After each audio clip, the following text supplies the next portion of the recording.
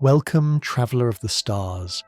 Tonight's story will carry you through the quiet cosmos, where an ancient wanderer passes gently through our celestial neighbourhood. Let yourself settle into this moment, breathing slowly as we drift together through the depths of space to follow the journey of a visitor from distant stars. This is a tale of patience measured in billions of years, of silence broken only by the soft whisper of solar wind, of a traveller who has seen wonders we can only imagine. Close your eyes if you wish, and allow the vastness to embrace you. In the darkness between stars, where light takes years to travel from one mote of dust to another, objects drift in eternal silence. Some are small, no larger than mountains. Others stretch for miles across their longest dimension. They tumble slowly through the void, spinning lazily as they have for eons, their surfaces scarred by countless impacts from dust grains, moving at velocities that would vaporize them on contact. These are the wanderers, the exiles, the travellers between worlds. And among them, moving with purpose born not of thought but of physics, was one particular visitor who would soon grace our solar system with its presence. This visitor bears the designation 3I/Atlas, a name that speaks of catalogues and telescopes, of careful human observation. But long before human eyes could perceive it, long before Earth itself had cooled from its primordial heat, this object was already ancient. It had been travelling through the galaxy for billions of years, witnessing the birth and death of countless stars, drifting through nebulae of unimaginable beauty, passing through regions of space where matter exists only as single atoms separated by distances greater than the span of worlds. The journey of 3I/Atlas is a meditation on time itself. Imagine, if you will, an object formed in the outer reaches of a planetary system circling a star we may never identify. Perhaps that star still shines somewhere across the galactic spiral arms, or perhaps it exhausted its fuel long ago and now exists only as a cooling ember. The comet was born in the frigid darkness beyond that star's warmth, where temperatures approach the coldness of the void itself, where carbon dioxide freezes solid as stone, and water ice is harder than granite. In those remote reaches, planetesimals collided and merged, building larger and larger bodies, some destined to become planets, others forever remaining as icy fragments, witnesses to the violence and beauty of world formation. The Discovery. On the first day of July in the year 2025, an automated telescope system in Chile was performing its nightly survey of the heavens. The Atlas system, an acronym for Asteroid Terrestrial Impact Last Alert System, sweeps the sky methodically, capturing images of vast swathes of stars, comparing each new image with previous observations, searching for anything that moves, anything that changes, anything new. The algorithms that govern this search work tirelessly, processing thousands of images, filtering out the known and familiar, highlighting the unexpected. On this particular night, the system noted something peculiar. A faint smudge of light appeared in an image where no such smudge had existed before. The automated systems flagged this detection, assigned it a temporary designation, and transmitted the information to the Minor Planet Center, the central repository for such discoveries. Within hours, other observatories around the world turned their instruments toward this region of sky, capturing their own images, beginning the careful work of measuring this object's position and trajectory. As observations accumulated over the following hours and days, astronomers began to realize something extraordinary. This was not a typical asteroid or comet from our solar system's population. The mathematics of celestial mechanics are elegant and unforgiving. Every object moving through space traces a path determined by gravity, velocity, and the distribution of mass around it. Objects bound to the sun, whether planets, asteroids or comets follow elliptical paths, returning again and again to the same regions of space. But this new object's trajectory was different. The calculation showed that 3E Atlas was moving on what astronomers call a hyperbolic orbit, a path that resembles an open-ended curve rather than a closed ellipse. This shape indicated something profound. The object possessed more than enough velocity to escape the Sun's gravitational embrace. It would pass through our solar system only once, never to return. And tracing its path backward through time, astronomers could see that it had approached from the direction of the constellation Sagittarius, from the direction of the Milky Way's heart, from interstellar space itself. The discovery sparked immediate interest throughout the astronomical community. This would be only the third confirmed interstellar object ever detected passing through our solar system. The first designated one, Oumuamua, had surprised the world in October of 2017. That mysterious visitor, elongated and enigmatic, had departed before astronomers could study it thoroughly. The second, 2I Borisov, discovered in August of 2019, had behaved more like a traditional comet, displaying the characteristic fuzzy coma and tail that form when solar heat causes surface ice to sublimate into gas. Now, 3I Atlas would give humanity another opportunity to study material from another star system, to examine the chemistry of worlds we could never visit, to glimpse the diversity of planetary formation across our galaxy. As July progressed, more observations flowed in from telescopes around the world. The Nordic Optical Telescope in the Canary Islands, the Gemini Observatory in both its northern and southern stations, the venerable Hubble Space Telescope orbiting high above Earth's distorting atmosphere all turned their instruments toward this visitor. The early observations revealed that 3I Atlas was actively releasing gas and dust, displaying the characteristic activity of a comet. Through careful analysis of the light it reflected and emitted, astronomers could begin to piece together its composition. The measurements showed something unexpected, something that would spark much discussion in the months to come. The comet appeared to be unusually rich in carbon dioxide, with an abundance approximately 8 times greater than water ice. This ratio was among the highest ever observed, suggesting formation in extremely cold conditions, far from the warmth of its parent star.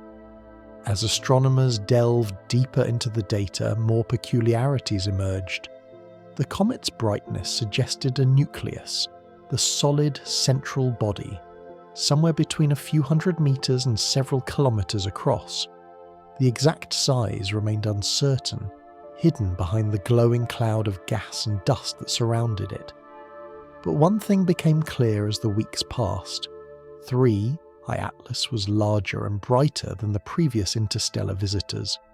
It was releasing gas at a prodigious rate, approximately 150 kilograms every second as it warmed under increasing solar radiation.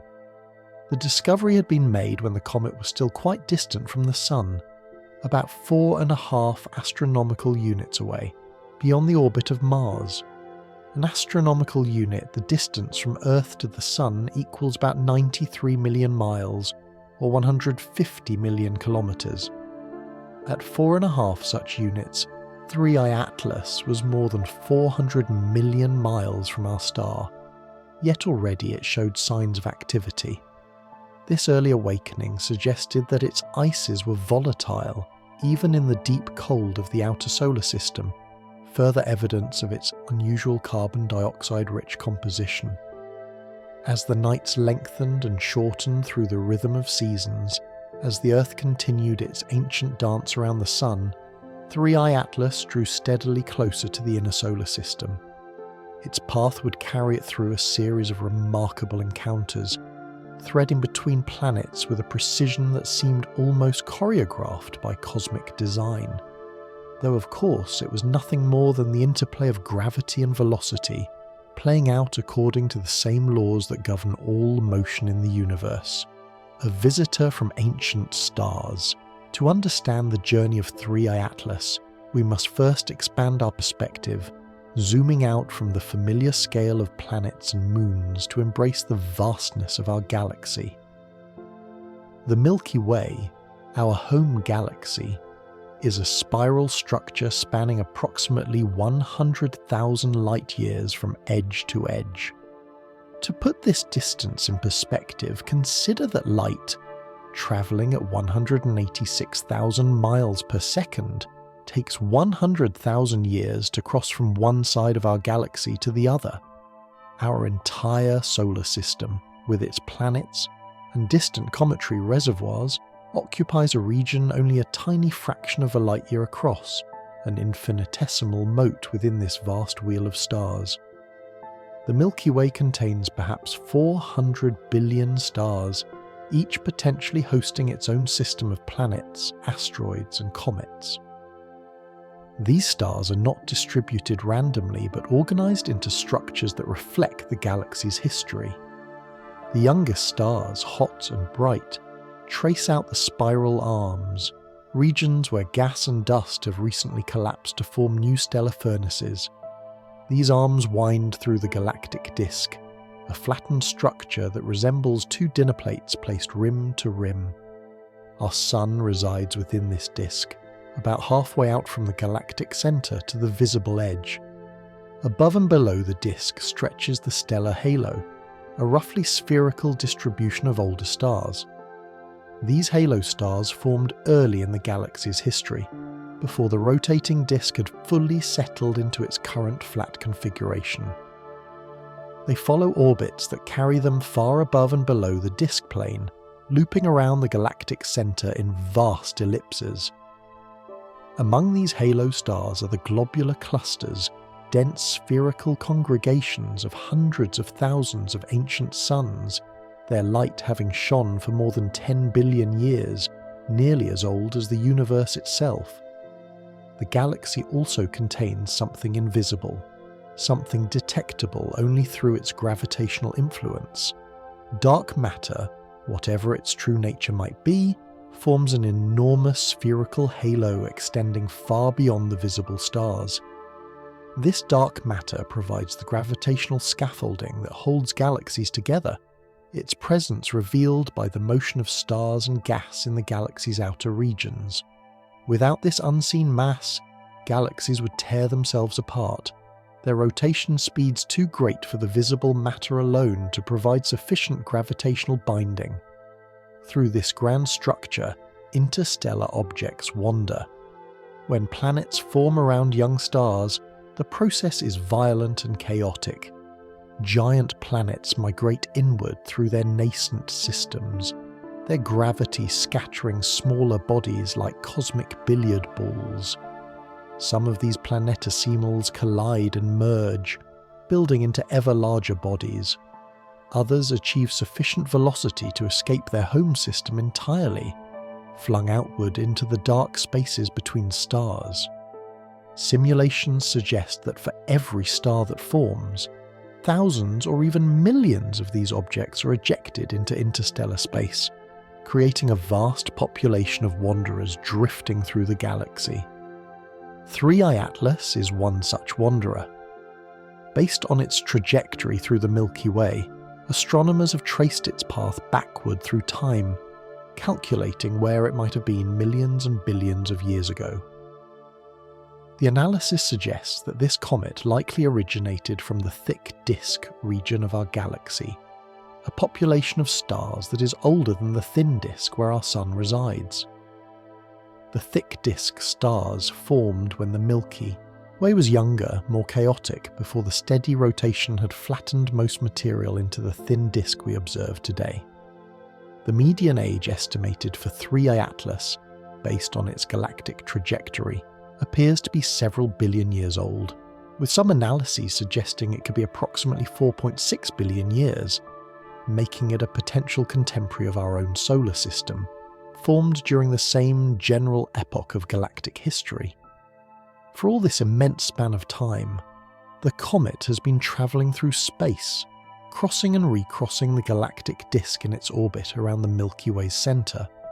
The calculations suggest this wanderer's path through the galaxy eventually brought it into our solar system's neighbourhood, though pinpointing exactly when it began, this final approach remains uncertain given the complexities of galactic motion. The journey through interstellar space is one of profound isolation and subtle transformation. Space between the stars is not perfectly empty, but contains a tenuous medium of gas and dust, the interstellar medium. Typical densities in this medium are extraordinarily low, perhaps 1 atom per cubic centimetre, making even the best laboratory vacuum seem dense by comparison. Yet over millions of years, even this tenuous material can affect an object passing through it. Interstellar space is also flooded with cosmic rays, high-energy particles, primarily protons, that stream through the galaxy at nearly the speed of light.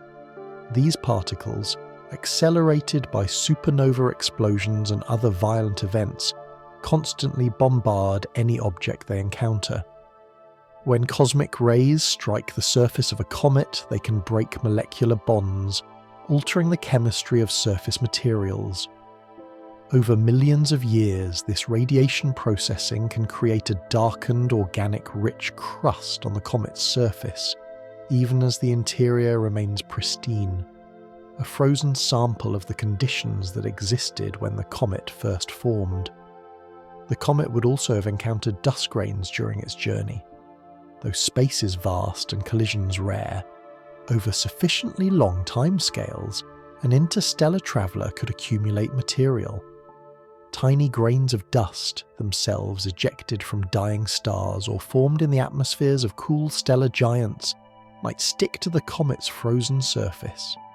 Volatile molecules sublimating from comets or streaming outward from stars could freeze onto any cold surface they encounter. Layer by layer, perhaps atom by atom, the comet may have acquired a coating of material gathered from across its travels. When we observe 3I Atlas today, we see the result of this billion-year journey. The surface may bear material from multiple sources, a palimpsest written in molecules and dust, potentially recording encounters with molecular clouds and passages through different regions of the galaxy. The interior, insulated by any accumulated crust, likely preserves much of the original composition, a frozen memory of the conditions in the system where it formed. Every measurement we make, every spectrum we analyse, contains information not just about one distant planetary system, but possibly about the journey through interstellar space itself.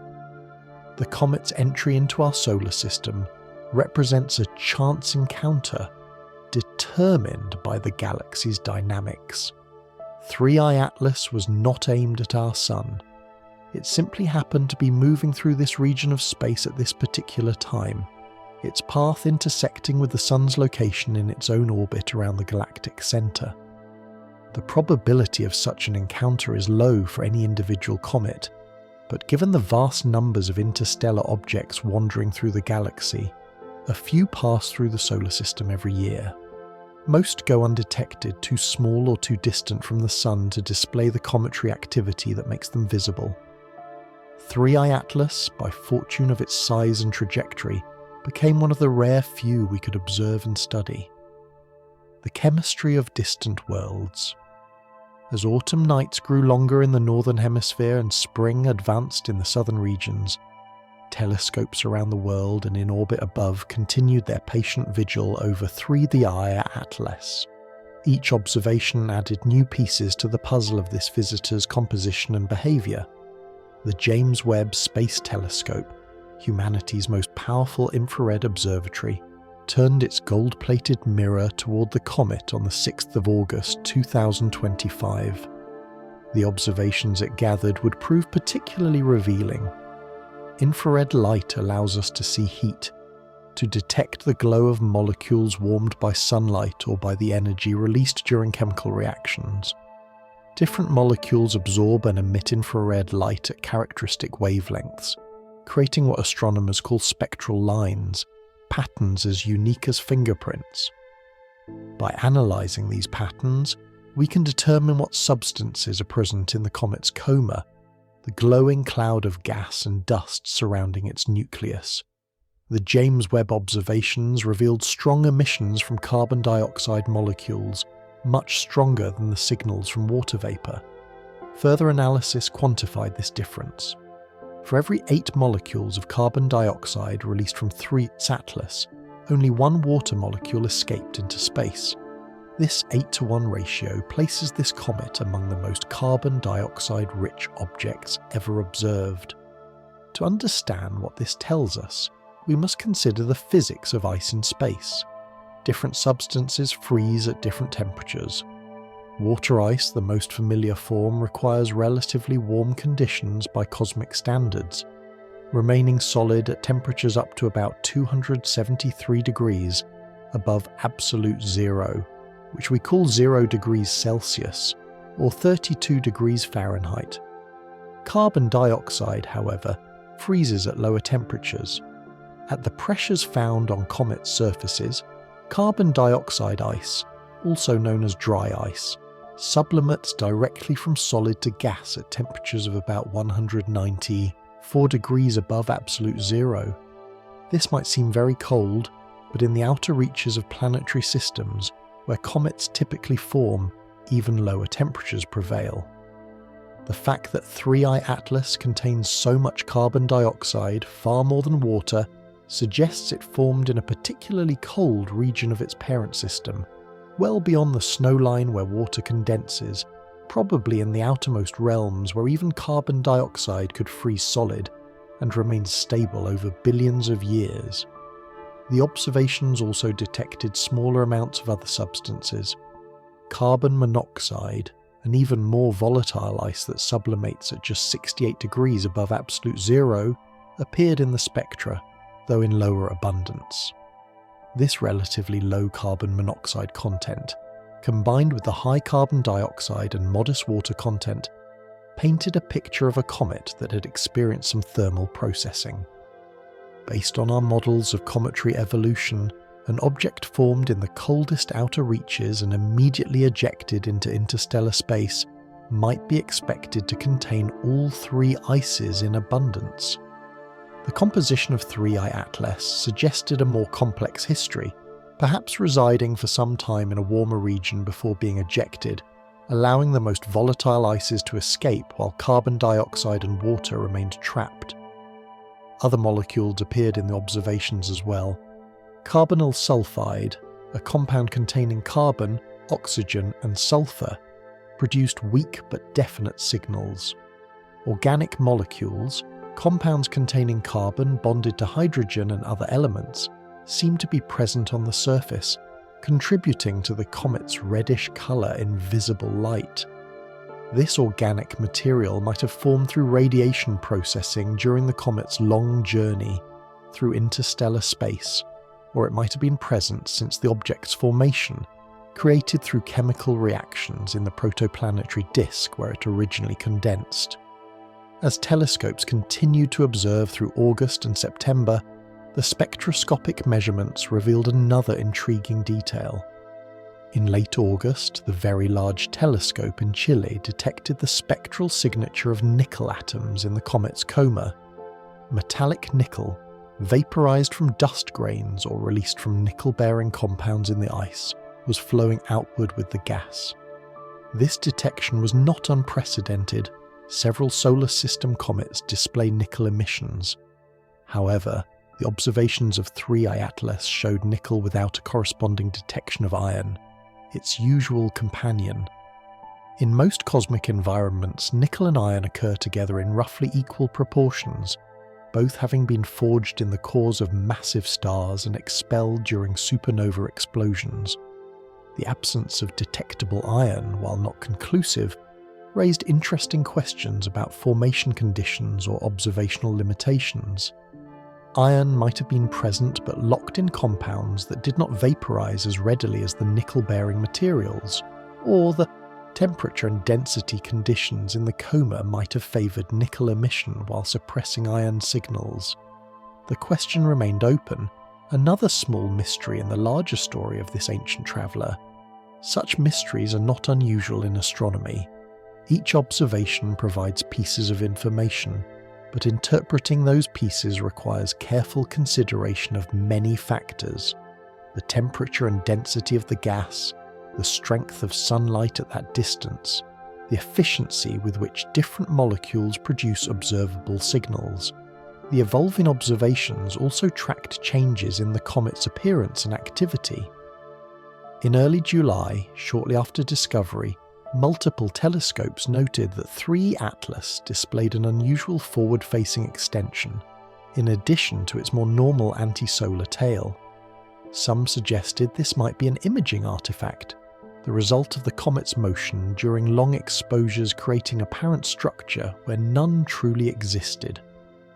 By late August, as the comet drew closer to the Sun and solar heating intensified, this ambiguous feature had resolved into a more conventional configuration, a well-defined tail streaming away from the Sun in the expected direction.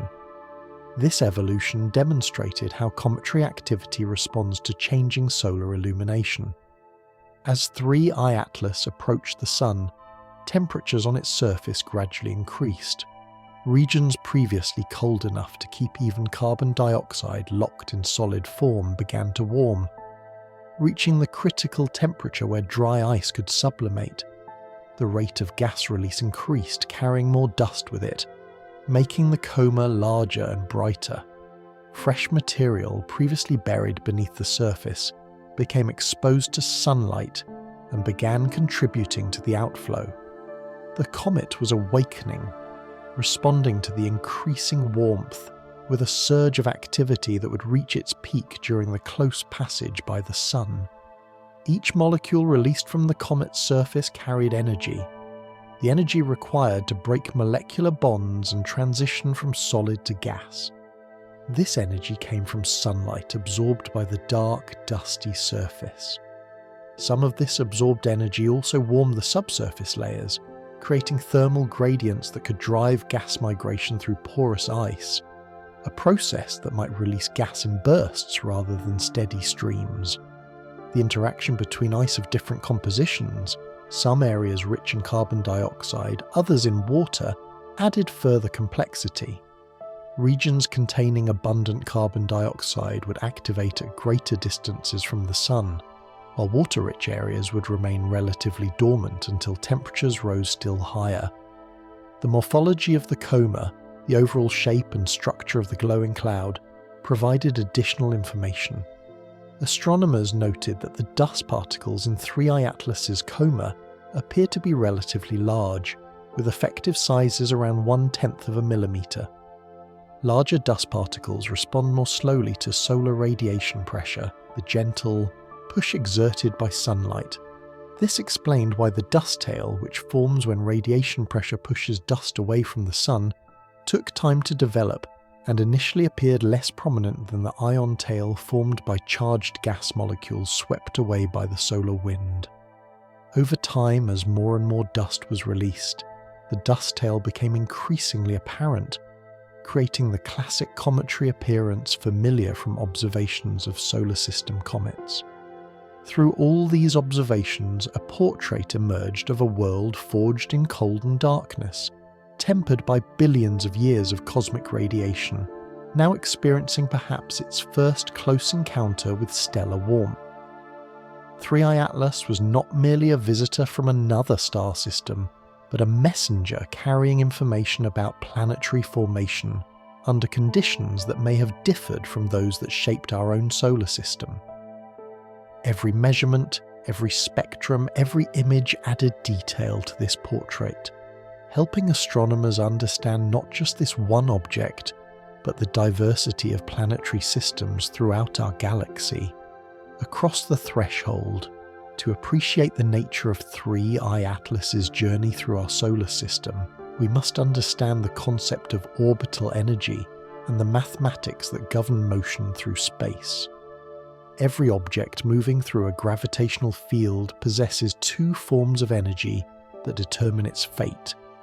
Kinetic energy, the energy of motion, depends on the object's velocity, its speed and direction of travel. Potential energy, the energy associated with position in a gravitational field depends on distance from the gravitating body, in this case, the Sun. An object orbiting the Sun exchanges these two forms of energy as it moves. When the object falls closer to the Sun, it trades potential energy for kinetic energy, accelerating as gravity pulls it inward.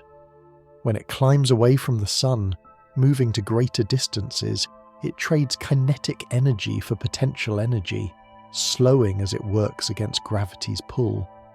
For objects bound to the Sun, comets and asteroids that will orbit indefinitely unless something perturbs them, the total energy, this sum of kinetic and potential energy, is negative.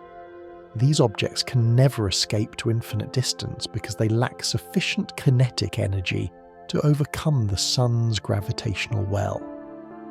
But 3I Atlas is different. Its total energy is positive.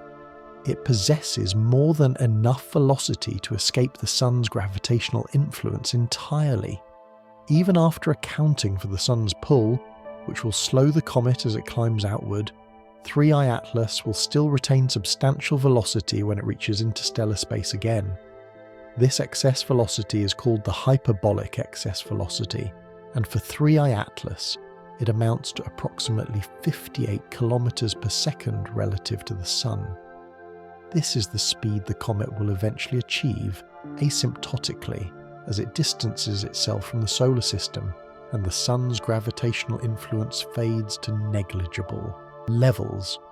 The trajectory followed by such an object is mathematically described as a hyperbola, an open curve that approaches straight-line asymptotes at large distances. This is why astronomers describe 3I Atlas as following a hyperbolic orbit.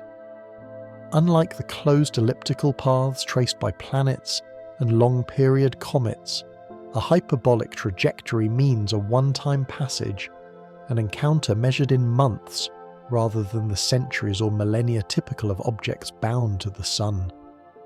The comet approached from interstellar space will swing around the Sun in a graceful arc and then depart never to return. The eccentricity of an orbit, a mathematical parameter that describes its shape, equals 0 for a perfect circle, increases toward 1 for increasingly elongated ellipses, equals exactly 1 for a parabolic trajectory that just barely escapes, and exceeds 1 for hyperbolic orbits. For 3I Atlas, the eccentricity has been measured at approximately 6.14, extraordinarily high even for a hyperbolic trajectory. This very high eccentricity means the trajectory appears almost straight over the scale of the inner solar system, only curving noticeably when plotted over distances of many astronomical units. The comet's entry velocity into the inner solar system, the speed it possessed when far from the Sun's influence, was about 58 kilometers per second relative to the local standard of rest, the frame of reference that averages over the random motions of stars in the Sun's galactic neighbourhood. This places 3I Atlas among the faster interstellar visitors detected. For comparison, 1I Oumuamua entered with an excess velocity of about 26 kilometers per second, and 2I Borisov with 32 kilometers per second. The higher speed of 3I Atlas reflects the particular circumstances of its ejection from its home system and its subsequent galactic wandering.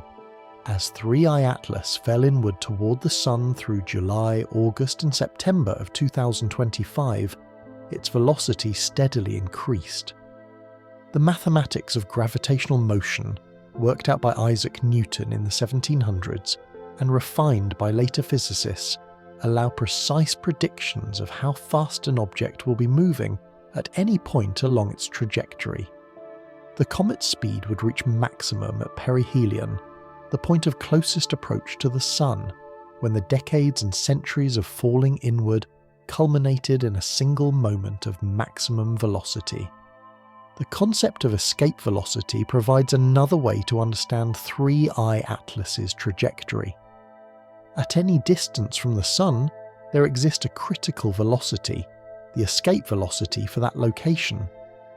An object moving at exactly the escape velocity traces a parabolic path, having precisely the energy needed to escape to infinity, where it would arrive with zero residual velocity.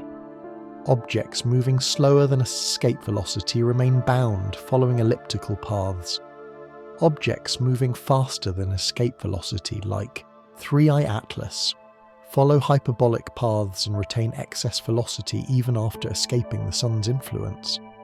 At Earth's distance from the Sun, the escape velocity is approximately 42 km per second. When 3I Atlas passed through Earth's orbital distance in mid-July, it was already moving faster than this, confirming its hyperbolic nature. As it drew closer to the Sun, both the escape velocity at its position and its own velocity increased, maintaining the relationship that characterizes hyperbolic motion, its speed always exceeding the local escape velocity by an amount that reflects its excess energy. The trajectory also possesses another important property: its inclination relative to the ecliptic plane, the flattened disk in which Earth and the other planets orbit. Most objects in our solar system, whether planets, asteroids, or comets, orbit relatively close to this plane, confined to within a few degrees of inclination. This reflects their common origin from the rotating disk of gas and dust that surrounded the young Sun. Interstellar objects, arriving from random directions in three-dimensional space, show no such preference for the ecliptic plane. They can arrive from any angle, equally likely to be steeply inclined or nearly aligned with the planetary orbits. 3I Atlas approached with an inclination of about 175 degrees, meaning it was moving retrograde, opposite to the direction planets orbit, but tilted only 5 degrees from the ecliptic plane itself. This near alignment with the planetary disk, while not impossible, was statistically somewhat unexpected. The probability of an interstellar object arriving so nearly aligned with our solar system's plane is small, roughly 1 in several hundred. This alignment was not evidence of anything unusual, simply a reminder that probability deals in likelihoods, not certainties, and even unlikely configurations occur eventually. The geometry of 3I Atlas's path would carry it through the inner solar system in a manner that brought it relatively close to several planets. On the 3rd of October, it would pass within about 19 million miles of Mars, close enough that spacecraft orbiting the red planet might capture images of this interstellar visitor. After Mars, the trajectory carried the comet past Venus in early November, then closest to Earth in mid-December, and finally near Jupiter in March of 2026. Each of these close approaches represented an opportunity for observation, a chance to study the comet from different vantage points and distances. The path through the solar system would take approximately 1 year from discovery to final departure, a brief window in the cosmic timescales that characterize galactic motion. For 3I Atlas, having travelled for billions of years through the void, this year would represent a moment, a fleeting interaction with a star and its family of worlds. Then the journey would continue, out, past Neptune, beyond the Kuiper belt, through the scattered disk, eventually crossing the boundary where the Sun's influence yields to the interstellar medium once more, the hidden perihelion. As September flowed into October, 3I Atlas continued its inward journey toward the point of closest approach to the Sun. Perihelion, as this point is termed, would occur on the 29th of October at approximately 11:44 Universal Time. At that moment, the comet would be 1.36 astronomical units from the Sun, about 126 million miles just inside the orbit of Mars. For a comet, perihelion represents the most thermally stressful point in its orbit, the moment of maximum solar heating, when surface temperatures peak and sublimation rates reach their highest levels. Astronomers eagerly anticipated this passage, hoping to observe how 3I Atlas would respond to the intense solar radiation. Past observations of comets at perihelion have revealed dramatic phenomena, sudden outbursts of gas and dust, fragmentation events where thermal stress cracks the nucleus into multiple pieces, changes in rotation as asymmetric venting creates torques, revelations of fresh ice previously hidden beneath dusty crusts. Each perihelion passage of a comet provides a natural experiment, an opportunity to see how these ancient bodies react to sudden heating.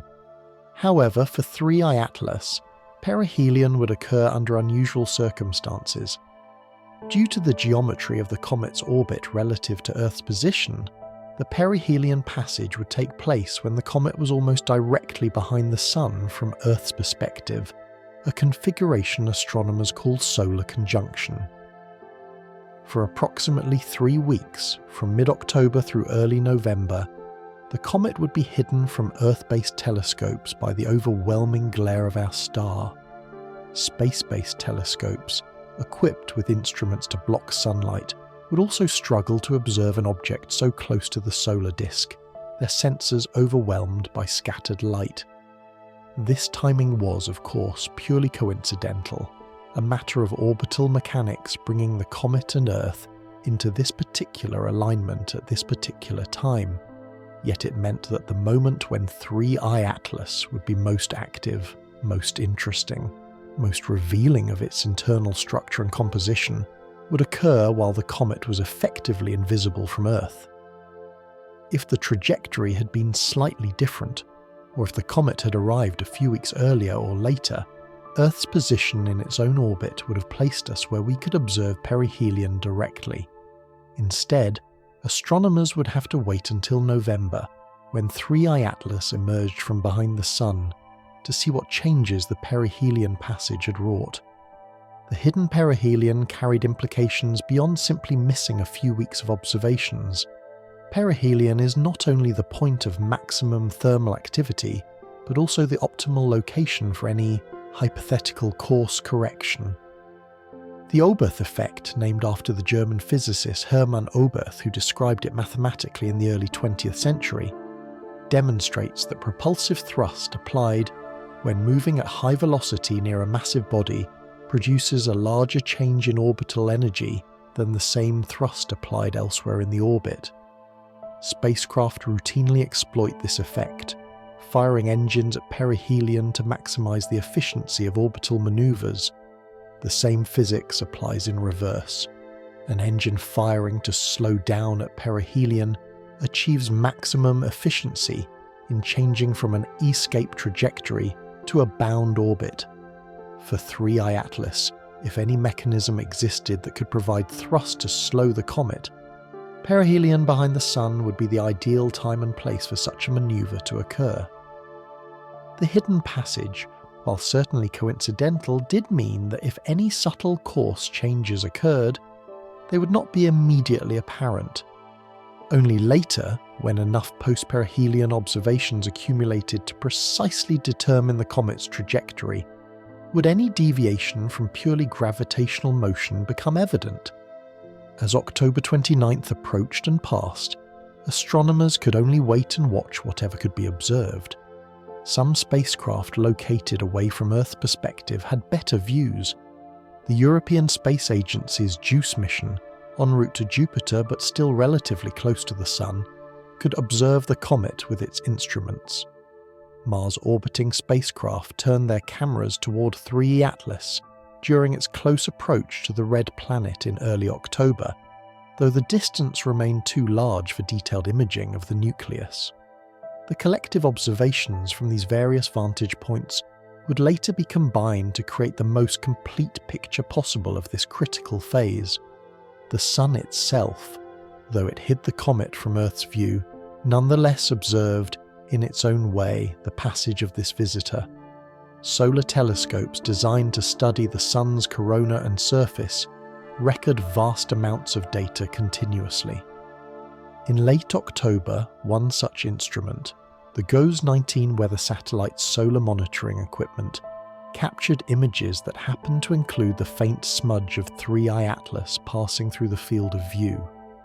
These images, though not designed for cometary observation, provided at least some record of the comet's passage through solar conjunction, a serendipitous observation that supplemented the planned observations impossible from Earth. During the 3 weeks of invisibility, the comet continued its journey, indifferent to human observation. Surface ice continued to sublimate, heated by solar radiation now more intense than 3I Atlas had experienced in billions of years, if indeed this was its first close stellar encounter. The ices, primarily carbon dioxide with smaller amounts of water, carbon monoxide and other volatiles, absorbed sunlight and transitioned directly from solid to gas, skipping the liquid phase in the vacuum of space. This sublimation removed heat from the surface, a natural cooling process, but solar heating overwhelmed this cooling driving surface temperatures upward. The nucleus, that solid body at the comet's heart, likely spans somewhere between a few hundred meters and perhaps 5 or 6 kilometers across, though the exact size remains uncertain. If we could somehow stand on its surface during perihelion, we would feel no sensation of heat, for there is no air to carry thermal energy to our body. Yet if we touched the surface with a gloved hand, the material would be warm, perhaps even hot by comparison with the extreme cold it experienced in interstellar space. Gases would be streaming upward from the ice beneath our feet, carrying dust particles aloft like a gentle but constant wind. The sun would blaze overhead, its disk covering half a degree of sky, appearing as large as it does from Earth. For at perihelion 3I Atlas was only slightly farther from the sun than our own planet. The vista from the nucleus surface would be extraordinary. Above and around, the coma glows softly, lit by scattered sunlight. Dust particles fill the space around us, some rising from the surface, others falling back, caught between the weak gravity of the small nucleus and the outward push of gas flow. In one direction, away from the sun, the tail streams outward, a river of light formed by dust and ionized gas. Stars shine through this tenuous material, their light barely dimmed by the scattered particles. If we could see in infrared wavelengths, the carbon dioxide gas would glow brightly, a beacon of molecular emission as the gas absorbs and re-emits the sun's radiation. But we cannot witness this scene directly, can only imagine it from the data gathered before and after perihelion. As October ended and November began, Earth's continued orbital motion gradually changed the viewing geometry. The angle between the comet and the sun, as seen from Earth, slowly increased. By mid-November, 3I Atlas had emerged from behind the sun, far enough from the solar glare that ground-based telescopes could resume their observations. Astronomers around the world turned their instruments toward the comet's new position, eager to see what the perihelion passage had revealed. Whispers of water and ice. On the 21st of July 2025, the Hubble Space Telescope captured what would become one of the most iconic images of 3I Atlas. Hubble, that venerable observatory orbiting Earth at an altitude of more than 300 miles, has observed the universe across 3 decades, its images gracing science textbooks and inspiring wonder in millions. On this summer day, Hubble's wide-field camera was directed toward the distant comet, exposing for a carefully calculated duration to capture the faint light reflected from this visitor, billions of years old. The resulting image showed 3I Atlas as a teardrop-shaped cocoon of light, the nucleus at the centre surrounded by a glowing cloud, the coma with a faint extension trailing away from the sun. The teardrop shape reflected the dynamics of cometary activity, gas and dust released from the sunward hemisphere, pushed outward by solar radiation pressure and carried by the flowing gas, creating an asymmetric distribution with more material on the antisolar side. The nucleus itself appeared as a slightly brighter point within the glow, though even Hubble's sharp vision could not resolve it as a distinct object separate from the surrounding coma. The Hubble observations served multiple purposes beyond producing a beautiful image. By carefully analysing the light distribution, astronomers could estimate the size of the nucleus more precisely, though significant uncertainty remained. The brightness of the coma contributed substantially to the total light captured by the telescope, making it difficult to separate the nucleus's contribution. Through modelling the coma's brightness and subtracting its estimated contribution, researchers arrived at an upper limit for the nucleus diameter of approximately 5.6 kilometres and a lower limit of about 440 metres, with the true size likely toward the smaller end of this range. The wavelengths of light in the image revealed information about the dust properties. Hubble observed in visible wavelengths the same colours human eyes see, allowing analysis of how efficiently the dust scatters sunlight. The comet's overall reddish tint evident in the observation suggested the presence of organic compounds, carbon-based molecules that preferentially absorb blue light and reflect red, giving the dust a distinctive hue similar to that observed in many solar system comets and primitive asteroids. Based on what we understand about cometary evolution, this organic material might have formed during the comet's initial condensation, or it could have developed through radiation processing during its billion-year journey through space. The observation also captured the unusual feature mentioned in earlier observations, a forward-facing extension apparently pointing toward the Sun rather than away from it. NASA scientists analysing the Hubble data noted that this feature could plausibly be explained as an imaging artifact. Because Hubble was tracking the moving comet during the exposure, keeping 3i Atlas centred in the field of view, background stars appeared as streaks across the image. The comet's own motion, its velocity of many tens of kilometres per second, could create apparent extensions in the direction of motion during long exposures, especially for a relatively faint object where exposure times must be extended to capture sufficient light. As weeks passed and observations accumulated, the morphology of 3 Atlas evolved noticeably. By late August, when the Gemini South telescope in Chile captured new images, the comet had developed a more conventional appearance. A well-defined tail now streamed away from the Sun, exactly where cometary theory predicted it should appear. The dust in this tail, pushed outward by solar radiation pressure, created a gently curved arc following the comet's path.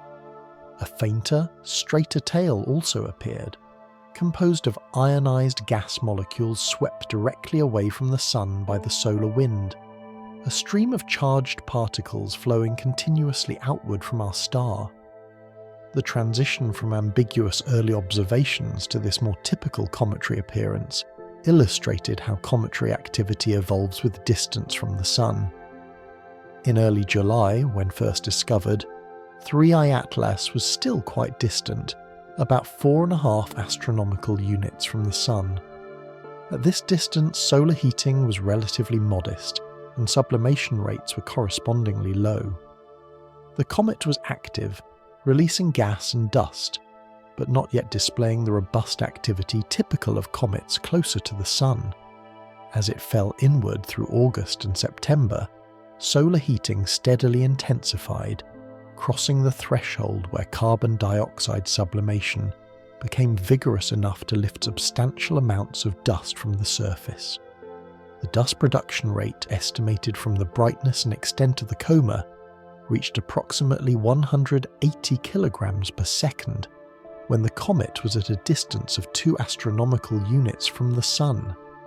For comparison, the previous interstellar comet, 2e Borisov, produced about 70 kilograms per second of dust at the same solar distance. 3i Atlas was thus roughly 2 to 3 times more productive, consistent with it being larger and possibly more volatile rich than its predecessor. The dust carried critical information about the nucleus composition and structure, representing samples of surface material lifted into space by the flowing gas. The dust particles themselves were not uniform in size. Analysis of how quickly the tail developed suggested that most of the optically visible dust consisted of relatively large grains, with effective radii around 1/10 of a millimetre, about the thickness of a human hair. These larger particles moved more sluggishly under radiation pressure than smaller micron-sized grains, taking time to accelerate to speeds where they would be swept into the antisolar tail. Smaller particles might also have been present, but were not numerous enough to dominate the total brightness. This grain-size distribution differed somewhat from typical solar system comets, which often show a broader range of particle sizes with more contribution from very small grains.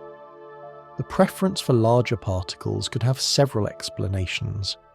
Perhaps the nature of the ice, its carbon dioxide dominance, affected how efficiently small grains were produced or lofted from the surface. Or interparticle cohesion, the tendency of small particles to stick together, might have been stronger in 3I Atlas's coma, causing small grains to aggregate into larger clumps before being ejected from the nucleus. These larger particles would then be the ones we observed, while truly small grains remained trapped or quickly swept away beyond detection limits. Whatever the cause, the dust properties added another piece to the puzzle of this object's nature and history. Observations in other wavelengths complemented the visible light studies. The NASA SphereX mission, a new space telescope designed to conduct an all-sky survey in infrared wavelengths, observed 3I Atlas from August 7th through 15th. SphereX's infrared vision penetrated the dust more effectively than visible light, revealing the thermal glow of warmed particles and the emission from carbon dioxide gas. These observations confirm the extraordinary carbon dioxide abundance, showing emissions far brighter than the water vapour signals, quantifying the 8:1 ratio that characterised this comet's composition. The James Webb Space Telescope continued its observations as well, using its near-infrared spectrograph to analyse the detailed spectral features of molecules in the coma. Each molecule produces a distinctive pattern of spectral lines, absorption or emission, at specific wavelengths determined by the molecule's quantum mechanical properties. By identifying these patterns, astronomers could catalogue the molecular inventory of 3 atlases outgassing. In addition to carbon dioxide and water, the observations revealed carbon monoxide, carbonyl sulfide, and hints of more complex organic molecules, building an increasingly detailed picture of the comet's chemical composition. Through all these observations, one overarching question remained: what could these measurements tell us about the system where 3I Atlas formed? The carbon dioxide dominance suggested formation beyond the carbon dioxide frost line, the distance from a star where temperatures drop low enough for carbon dioxide to condense into ice. The modest carbon monoxide abundance, combined with the significant water ice, indicated thermal processing, a history more complex than simple condensation in an extremely cold outer disk. Perhaps the comet formed in a region where temperatures varied, or perhaps it migrated inward after formation, losing the most volatile ices before being ejected into interstellar space. The organic compounds suggested by the reddish colour added another dimension. These complex carbon-bearing molecules, if formed during the comet's initial condensation, would provide clues about the chemistry of the protoplanetary disk where it originated. Alternatively, if they formed during the interstellar journey through radiation processing, they would tell us about conditions in interstellar space and the effects of cosmic ray bombardment over billions of years.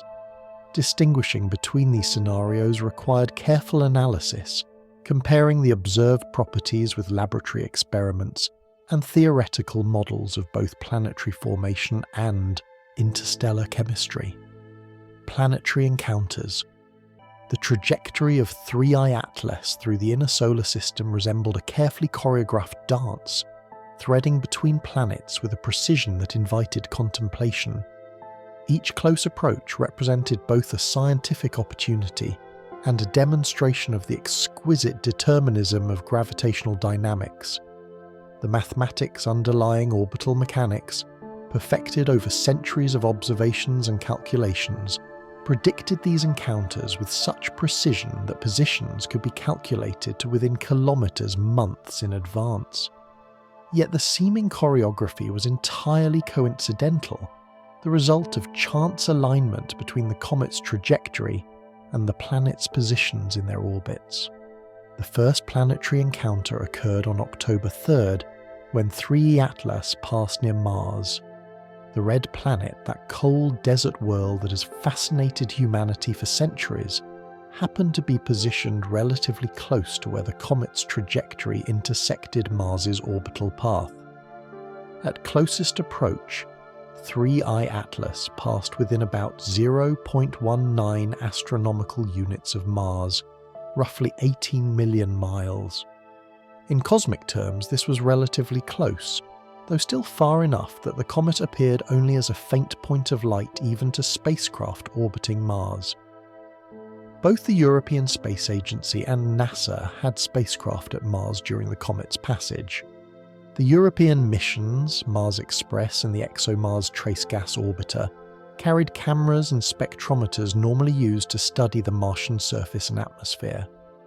During the comet's close approach, these instruments were turned toward 3I Atlas, capturing images and spectroscopic data from a vantage point unavailable from Earth. The observations would not reveal the nucleus in detail. The distance remained too large, and the instruments were not optimized for such observations, but they would provide valuable data on the coma composition and structure from a different perspective than Earth-based telescopes could offer. NASA's Mars Reconnaissance Orbiter, equipped with a high-rise camera capable of resolving features less than a meter across on the Martian surface, also attempted observations. While the comet was far too distant for HiRISE to image the nucleus with its usual stunning clarity, the camera could still capture the coma with better resolution than many Earth-based facilities. The resulting images showed the expected diffuse glow, the nucleus lost within the brightness of the surrounding gas and dust. Still, every observation added data points. Every image provided information that would later be synthesized into a comprehensive understanding of this visitor. The Mars encounter also provided an opportunity to measure something subtle but potentially important: any perturbation to the comet's trajectory caused by Martian gravity. Though Mars is much smaller and less massive than Earth, a close approach would still exert gravitational forces on 3I Atlas, minutely deflecting its path. By precisely measuring the comet's position before and after the Mars encounter, astronomers could detect any such deflection and verify that the trajectory evolution matched gravitational predictions with no unexplained anomalies. These measurements would take time to refine, requiring months of observations to achieve the necessary precision. After departing the Martian neighborhood, 3I Atlas continued its inward journey toward perihelion at the end of October. Then, following perihelion and its emergence from behind the Sun, the trajectory carried the comet past Venus. On November 3rd, it passed within 0.65 astronomical units of Venus, approximately 60 million miles. Venus, shrouded in its thick atmosphere of carbon dioxide, ironically resembled the comet in one respect. Both were carbon dioxide-rich worlds, though by vastly different mechanisms. Venus's atmosphere was stripped from the planet's interior by volcanic outgassing and heated to hellish temperatures by runaway greenhouse warming, while 3 Atlas's carbon dioxide existed as ice in the frozen nucleus. The Venus encounter occurred when the comet was receding from the Sun, temperatures dropping, sublimation rates gradually decreasing from their perihelion peak. Observations during this phase would show how quickly activity declined as solar heating diminished. Some comets, after experiencing intense heating at perihelion, develop insulating crust of dust that slow the subsequent decline in activity. Others fragment under thermal stress, their activity increasing suddenly as fresh ice becomes exposed. 3I Atlas showed no signs of fragmentation in the observations gathered through November, suggesting the nucleus remained intact despite the thermal ordeal of perihelion. The trajectory after Venus carried 3I Atlas toward its closest approach to Earth, a passage that would occur in mid-December. This approach represented the best opportunity for detailed study, the moment when Earth's most powerful telescopes would have their clearest view. At closest approach, the comet would be 1.8 astronomical units from Earth, about 170 million miles. While substantial, this distance was closer than 3I Atlas would approach to any other major planet except Mars, and the approach would occur under better viewing conditions than the Mars encounter, with the comet well placed for observation from many of Earth's premier observatories. Astronomers prepared observing programs for this critical window. The Hubble Space Telescope scheduled additional observations, seeking to measure any changes in the nucleus size or rotation state compared to the July observations. The James Webb Space Telescope would observe again, using its spectroscopic capabilities to search for subtle changes in the coma composition that might indicate alterations to the nucleus caused by perihelion heating. Ground-based telescopes equipped with adaptive optics, systems that correct for the blurring effects of Earth's atmosphere, would attempt the highest resolution images possible of the coma structure, searching for jets or active regions on the nuclear surface. The December approach would mark the peak of Earth-based observing capabilities. After this passage, 3I Atlas would recede, growing fainter as both distance and decreasing activity dimmed its light. By early 2026, the comet would be challenging to observe even with large telescopes, and by summer of that year, it would become too faint for detailed study, leaving the inner solar system behind as it climbed outward past Jupiter's orbit into the realm of the gas giants. The final planetary encounter would occur on March 16, 2026, when 3E Atlas passed Jupiter at a distance of 0.36 astronomical units, about 33 million miles.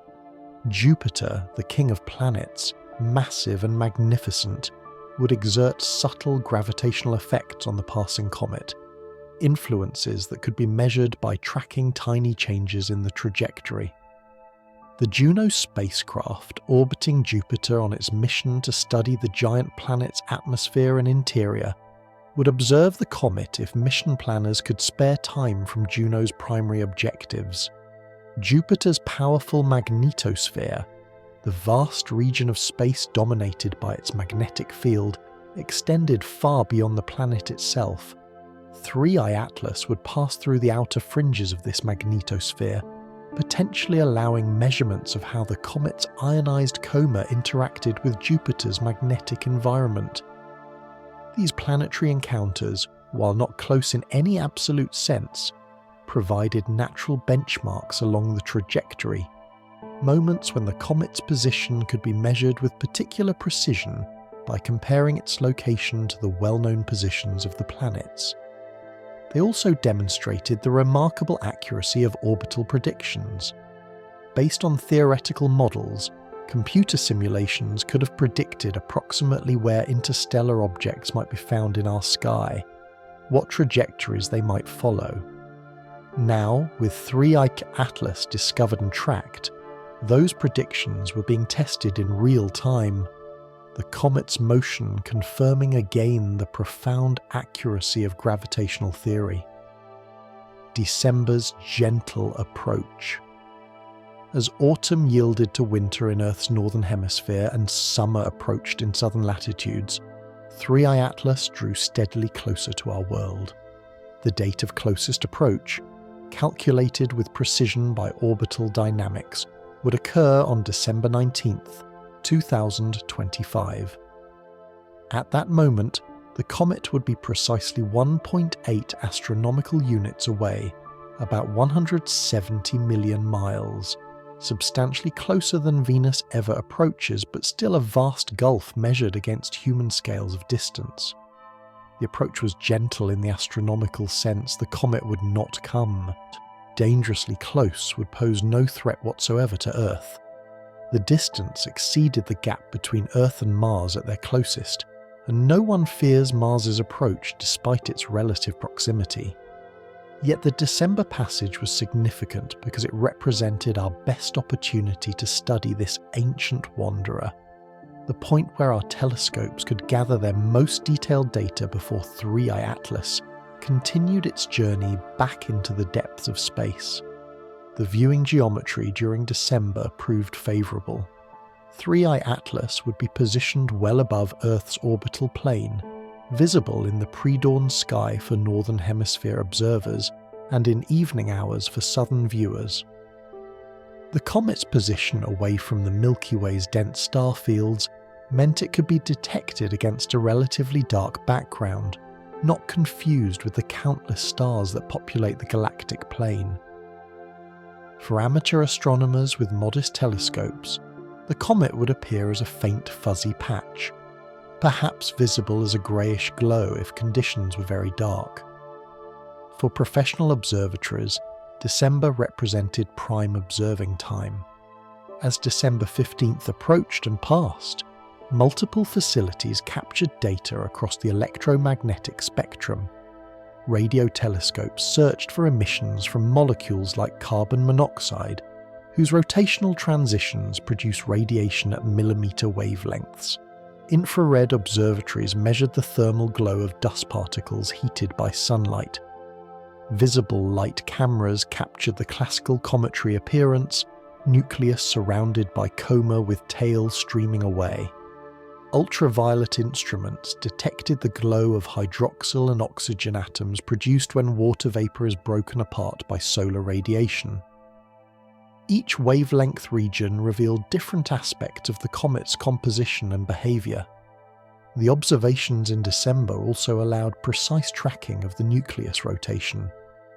Like most small solar system bodies, 3I Atlas surely rotates, spinning around some axis as a consequence of impacts during its formation and subsequent history. The rotation period affects how sunlight illuminates different parts of the surface over time, creating variations in activity as regions rotate into and out of sunlight. By monitoring how the comet's brightness and the coma's structure changed over hours and days, astronomers could infer the rotation rate, though the analysis was complicated by the extended coma which blurred the nucleus brightness variations. The December observations also provided the best chance to search for very subtle features that might indicate internal structure. If 3I Atlas were not a solid monolithic block of ice and rock, but rather a loosely bound aggregate of smaller pieces, a rubble pile in astronomical terminology, this might be revealed by how it responded to thermal stress and rotation. Rubble pile structures are common among comets and asteroids in our solar system, these bodies often being collections of fragments held together by weak gravity and in some cases residual strength from ice bonds between pieces. Signs of a rubble pile structure might include pieces breaking away during perihelion, creating sudden changes in brightness, or the appearance of multiple nuclei. 3I Atlas showed no clear evidence of fragmentation through December, which could imply either a more cohesive structure or that thermal stresses at its relatively distant perihelion were insufficient to disrupt even a loosely bound object. The previous interstellar comet, 2I Borisov, had shown signs of fragmentation during its perihelion passage, pieces breaking away from the main nucleus. 3I Atlas's survival suggested it might be more robust, or perhaps simply that its perihelion distance of 1.36 astronomical units spared it the most extreme heating. Beyond the scientific observations, December's close approach inspired reflection on the nature of cosmic encounters. Here was an object older than Earth itself, formed around a star we might never identify, ejected into the galactic wilderness billions of years ago, which had travelled unimaginable distances to pass briefly through our neighbourhood. For a few months, this traveller had captured the attention of astronomers worldwide, observatories on every continent coordinating their efforts to study it. Humanity had been given a gift, a sample of another planetary system delivered to our doorstep, requiring no spacecraft, no interstellar mission, simply patience and careful observation. The encounter also emphasized the galaxy's interconnectedness. Interstellar space is not empty of matter, but filled, however thinly, with wanderers like 3I Atlas, the detritus of planetary formations scattered across light years. Calculations suggest that at any given time, several thousand interstellar objects populate the solar system at distances within Neptune's orbit, the vast majority too small or too distant from the Sun to display visible activity and thus escape detection. 3I Atlas, by virtue of its size and trajectory that brought it relatively close to the Sun, became one of the rare few we could find and study. As December progressed into late month, 3I Atlas began noticeably receding. The date of closest approach passed without fanfare, the comet continuing on its predetermined path, indifferent to the significance humans assigned to the moment. Observations continued, would continue for weeks and months yet. But the most favourable viewing window was closing.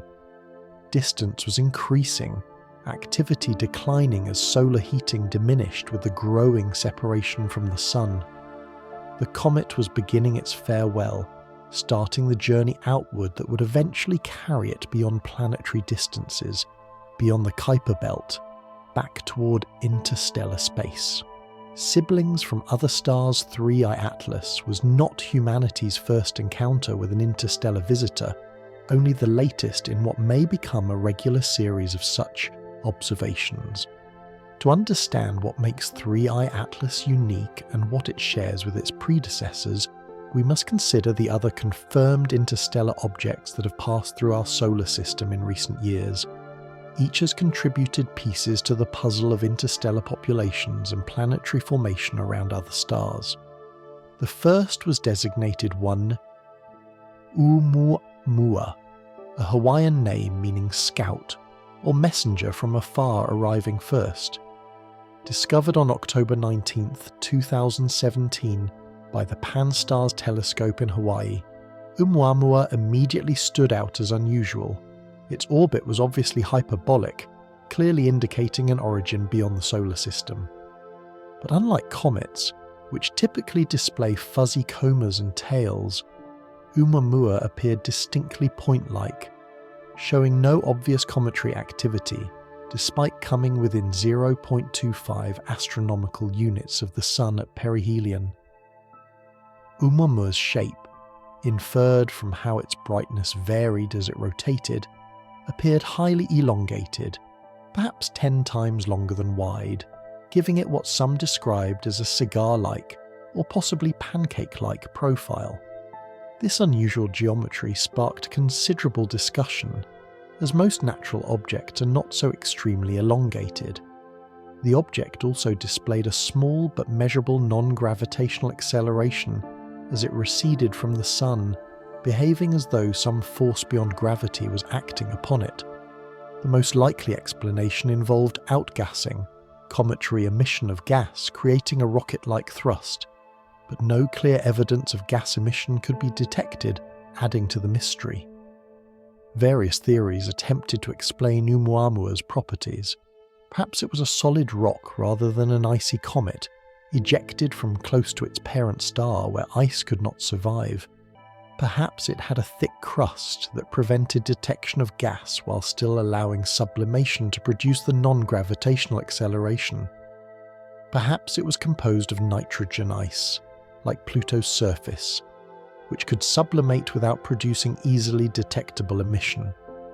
Each explanation had strengths and weaknesses, and to this day, Oumuamua's true nature remains debated, its rapid passage leaving many questions unanswered. The second interstellar visitor proved more conventional.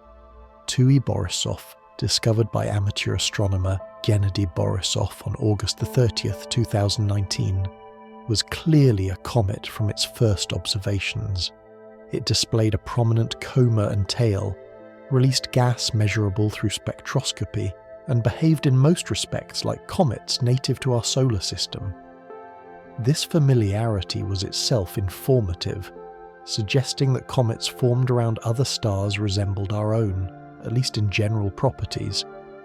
Borisov's spectrum revealed water vapour, carbon monoxide, and other molecules familiar from solar system comets, though detailed analysis showed some differences in abundances and isotopic ratios. 2. Borisov's perihelion occurred in December 2019 at approximately 2 astronomical units from the Sun, a relatively gentle pass that nonetheless triggered substantial activity. The comet brightened noticeably, released copious amounts of gas and dust, and showed signs of fragmentation, pieces breaking away from the main nucleus.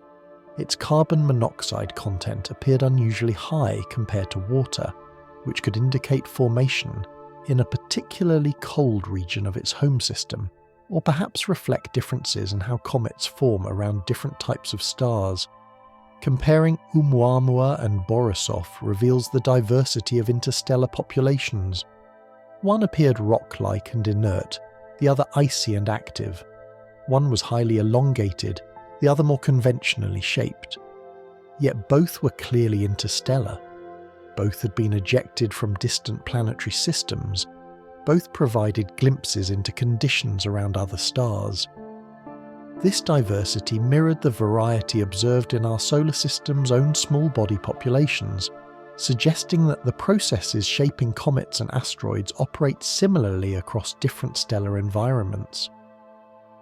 3i Atlas added a third data point to this growing sample, and in many ways, it was distinct from both predecessors. Larger and brighter than either Oumuamua or Borisov, 3i Atlas was clearly a comet, active and releasing gas, but with an unusual composition dominated by carbon dioxide to an extent rarely seen even in solar system comets. Its trajectory brought it closer to multiple planets than either previous visitor. Its survival through perihelion intact suggested a cohesive structure, and its size placed it at the upper end of what had been detected. The 3 objects also differed in their galactic origins, trajectory reconstructions tracing their paths backward through the galaxy suggested different formation times and locations. Oumuamua appeared relatively young, perhaps 1 billion years old, originating from the thin disk of the Milky Way, where active star formation continues. Borisov seemed intermediate in age, roughly 1.7 billion years old, also from the thin disk. 3i Atlas, by contrast, appeared to originate from the older thick disk population, with an estimated age around 4.6 billion years, roughly contemporary with our solar system. These age estimates came with substantial uncertainties, depending on assumptions about how interstellar objects scatter through the galaxy and how their velocities evolve over time. Yet even with uncertainties, the pattern suggested that interstellar objects are ejected throughout galactic history, not just from newly forming planetary systems. Old stars, even those billions of years past their formation, can still harbour populations of comets and asteroids that occasionally get perturbed into trajectories that send them into interstellar space. The galaxy contains contributions from multiple stellar generations, objects formed under different conditions at different times, all wandering through the space between stars. The rate of interstellar object passages through our solar system remained uncertain. With 3 detections over approximately 8 years, A naive estimate suggested perhaps one discovery every 2 to 3 years, but detection strongly biased toward larger, brighter objects on trajectories that brought them relatively close to the Sun.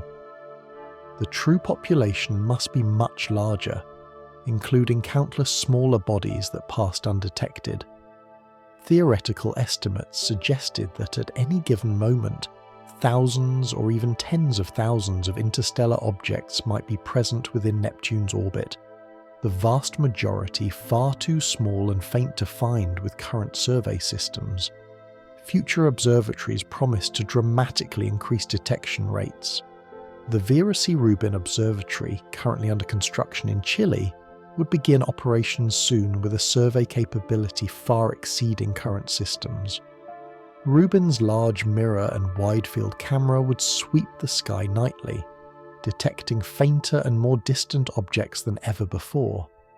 Estimates suggested Rubin might detect one or more interstellar objects per month, quickly building a statistical sample that would reveal the properties and diversity of interstellar populations in detail impossible with just 3 examples. The Great Wanderers. To appreciate the journey of 3-eye Atlas across billions of years requires understanding the grand structure within which that journey occurred. Our Milky Way galaxy, home to hundreds of billions of stars, is not a random collection of suns scattered through space, but an organized system shaped by gravity, rotation, and the history of its formation. The visible galaxy, the part we can map through starlight, spans approximately 100,000 light-years from edge to edge, a vast disk marked by spiral arms surrounded by a spherical halo with a dense central bulge where stars crowd together more tightly than anywhere else. The spiral arms, where massive young stars light up surrounding gas in brilliant nebulae, trace regions of active star formation. These arms are not fixed structures, but rather density waves, patterns that sweep around the galaxy over hundreds of millions of years, compressing gas and triggering the collapse of molecular clouds into new stars. Our Sun, a middle-aged star of modest size and brightness, orbits through this disk at a distance of approximately 26,000 light-years from the galactic center, completing one orbit around the galaxy roughly every 220 million years. But the galaxy extends far beyond the visible disk. Surrounding everything is the dark matter halo, an enormous distribution of invisible matter detectable only through its gravitational effects. This halo contains perhaps 10 times more mass than all the stars' gas and dust combined, providing the gravitational framework that holds the galaxy together. Without dark matter, the disk would rotate so rapidly that stars in the outer regions would simply fly away into intergalactic space, unable to maintain their orbits around the galactic center. Within this grand structure, stars are organized into populations reflecting different ages and formation histories. The thin disk, where active star formation continues today, contains young hot stars alongside middle-aged stars like our Sun. These stars orbit in nearly circular paths, all moving in the same direction around the galactic center, confined to a relatively narrow layer about 1,000 light-years thick. The thin disk represents the current generation of stellar formation, built from gas that has been processed through previous generations of stars. The thick disk represents an older population, stars that formed several billion years ago when the galaxy was more turbulent, before settling into its current well-organized rotation had been completed. Thick disk stars have higher random velocities, carrying them farther above and below the disk midplane, creating a layer several thousand light-years thick. These stars tend to be metal-poor compared to thin disk stars, containing fewer heavy elements, because the galaxy had undergone less stellar processing when they formed. The stellar halo extends farther still, a sparse spherical distribution of very old stars stretching 50,000 light-years or more from the galactic center. Halo stars are metal-poor and ancient, many dating back more than 12 billion years to when the galaxy was young. They follow highly eccentric orbits, some spending most of their time far from the disk, plunging through the disk plane periodically like comets around the Sun. About 40% of Halo stars orbit retrograde, opposite to the disk's rotation, suggesting they may have been captured from smaller satellite galaxies that merged with the Milky Way billions of years ago. Globular clusters, dense spherical collections of hundreds of thousands of stars populate the halo. More than 150 such clusters orbit our galaxy, each cluster a relic from the early galaxy. They're stars born in a single burst of formation billions of years ago and bound together ever since by mutual gravity. The clusters serve as fossils of ancient star formation, their properties revealing conditions in the early universe when the Milky Way was assembling from smaller protogalactic fragments. Through this layered structure, 3I Atlas travelled for billions of years. Formed around a star perhaps in the thick disk, the comet was ejected into interstellar space through some gravitational interaction, likely an encounter with a giant planet or a close pass to another star. Once free of its home system, 3I Atlas became bound to the galaxy itself, orbiting the galactic centre on a path determined by its velocity and position at the moment of ejection. The trajectory analyses performed by astronomers suggested 3 Atlas had oscillated above and below the galactic plane, its vertical excursion from the midplane reaching greater distances than typical thin disk objects, but consistent with thick disk membership. This vertical motion reflected the comet's velocity perpendicular to the disk, a speed it acquired either at ejection or through subsequent gravitational encounters with molecular clouds and other massive structures in the galaxy. The larger this perpendicular velocity, the farther from the disk midplane an object can travel before gravity pulls it back, creating oscillations that characterize different galactic populations. The comet had likely orbited the galactic center many times during its journey, each orbit taking perhaps 200 million years, depending on its average distance from the center. During these orbits, 3I Atlas would have passed through the galactic plane periodically, experiencing brief intervals of slightly higher density and radiation environment as it traversed the disk, then climbing back into the quieter halo regions where interactions were rarer. The journey was one of profound solitude, the comet spending the vast majority of its existence in the near emptiness between stars, occasionally encountering denser regions but never approaching close enough to another star to be perturbed into a new trajectory. Until now. The current encounter with our Sun represented a chance alignment, 3I Atlas's galactic orbit intersecting our solar system's position at this particular moment in cosmic history. Given the relative velocities involved and the Sun's own motion through the galaxy, this intersection was unlikely to ever repeat. After 3I Atlas departed our solar system, both it and the Sun would continue their separate orbits around the galactic centre, their paths diverging, the comet continuing its lonely journey through the spaces between stars while our Sun carried its family of planets along its own appointed path. This grand perspective emphasised the transient nature of the encounter. For 3I Atlas, having travelled for billions of years through the galaxy, the passage through our solar system represented less than a year, an infinitesimal fraction of its existence. Yet for humanity, this brief visit provided an unprecedented opportunity to study material from another planetary system, to glimpse the chemistry and conditions that existed around a star we might never identify, to add one more piece to our understanding of how planetary systems form and evolve throughout our galaxy. Peaceful farewell. As winter deepened in early 2026, 3I Atlas continued its outward journey beyond Earth's orbit, moving steadily away from the Sun along its predetermined hyperbolic path. The December close approach had passed. Observations during that favourable viewing window successfully gathered and now undergoing analysis.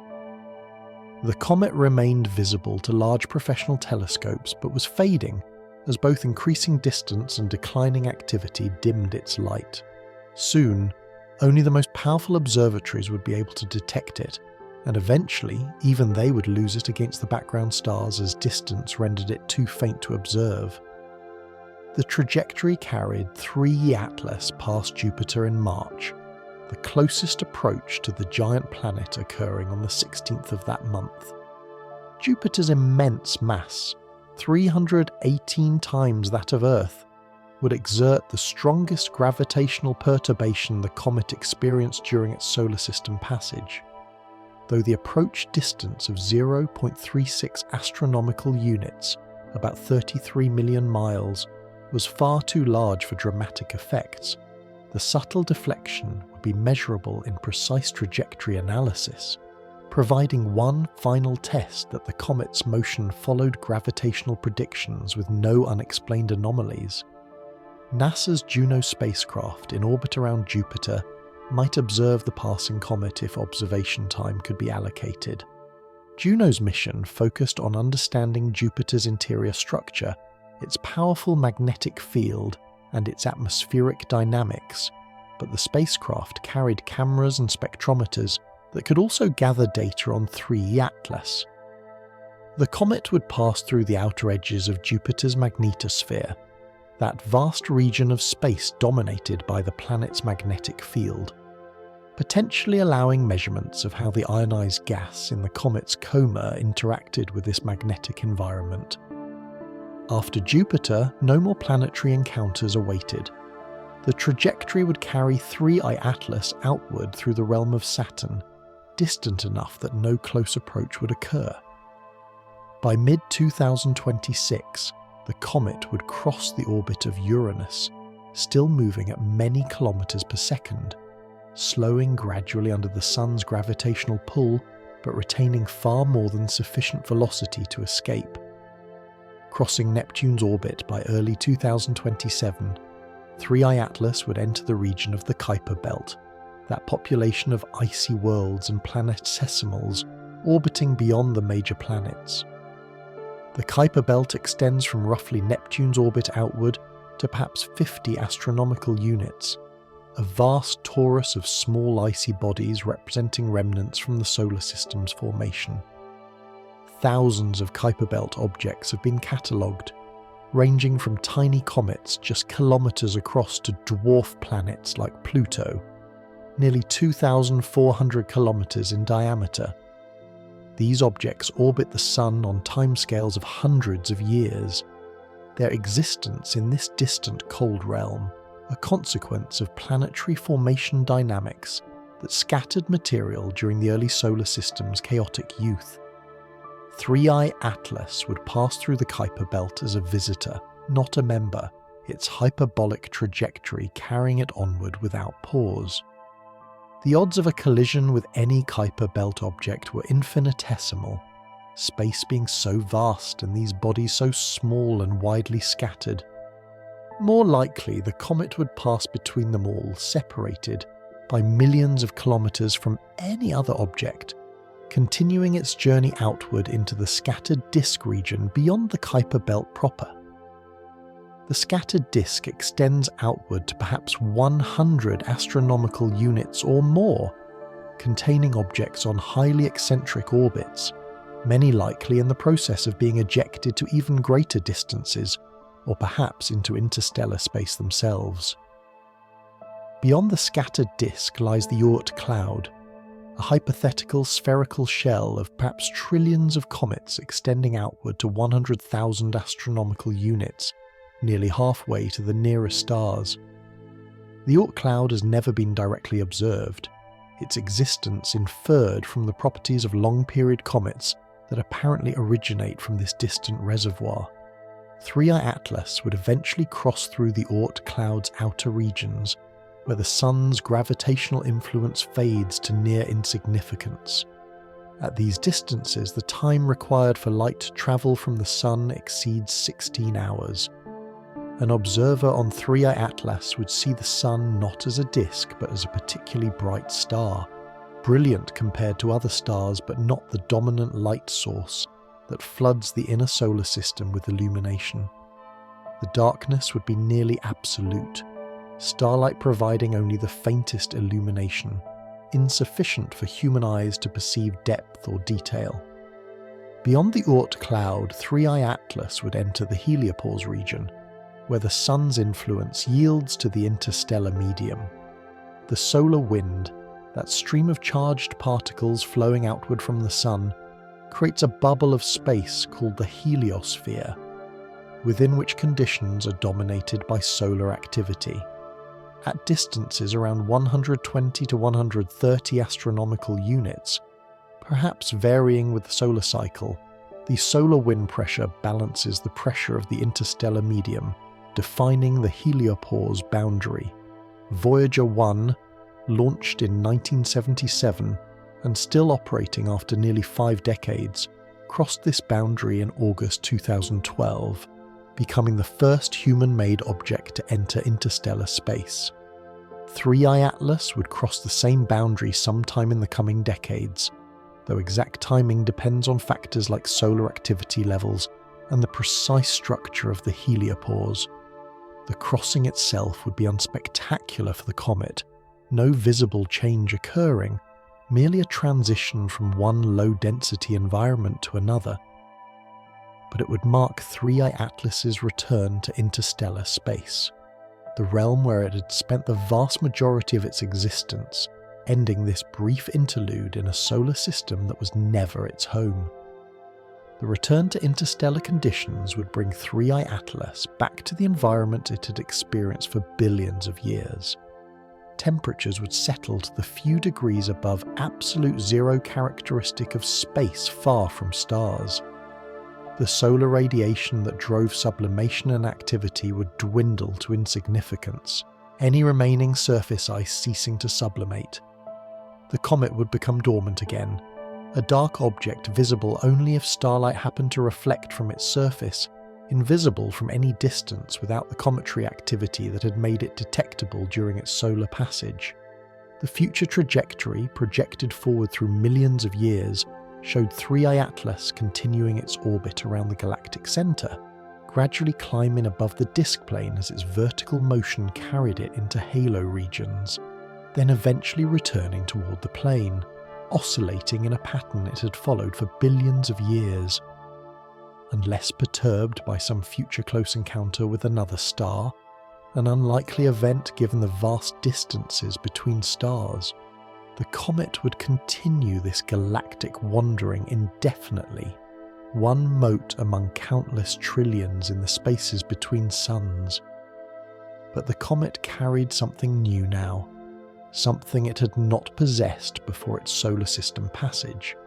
During its months in the inner solar system, human instruments observed 3i Atlas from Earth and from spacecraft, capturing images and spectra that encoded information about its composition, structure, and behaviour. This information exists now in archives, in scientific papers, in the collective understanding of astronomers who studied this visitor.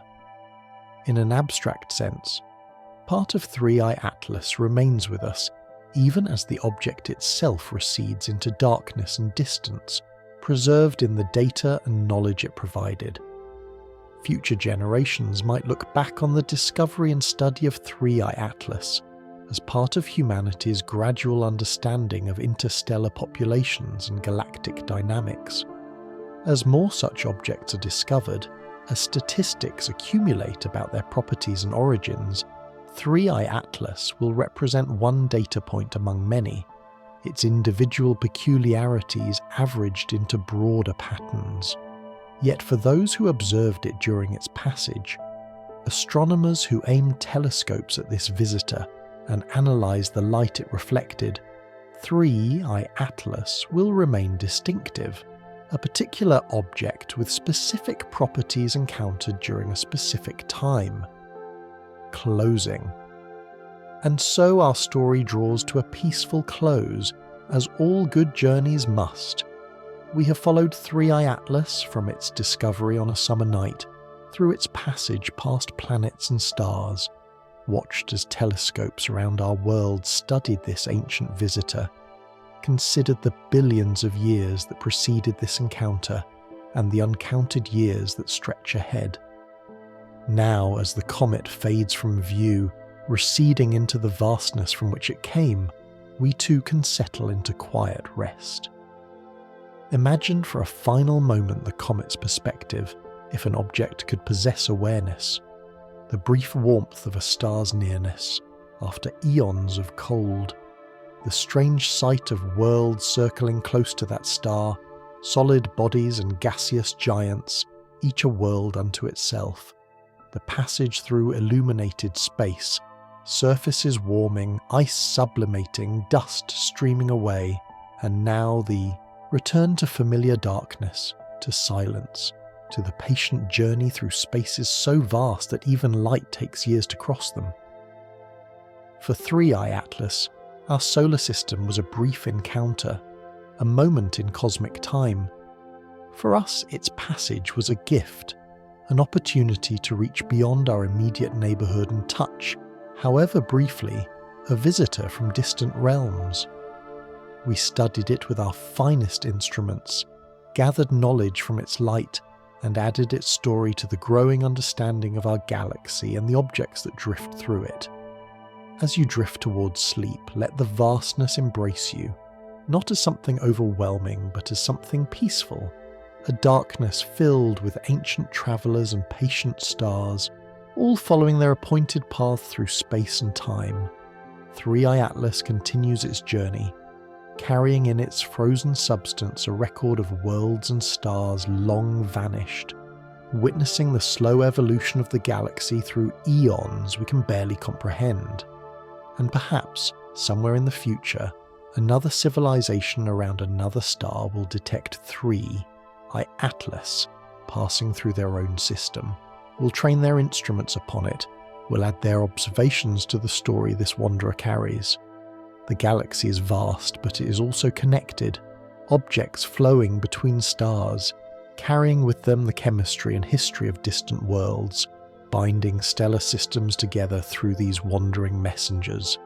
Sleep well, traveller of the stars, and know that above you, through day and night, the cosmos continues its ancient dance, patient and eternal, beautiful beyond words.